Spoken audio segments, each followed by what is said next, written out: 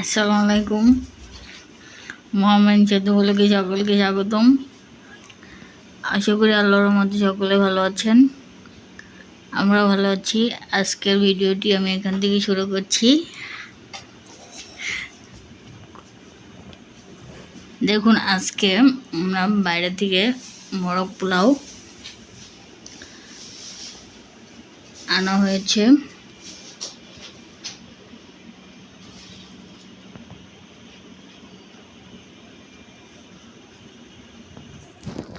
আর এখানে মোরগ পোলাওর সঙ্গে রয়েছে সালাদ।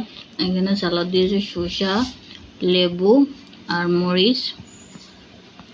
এগুলো হলো আজকে আমাদের দুপুরের খাবার।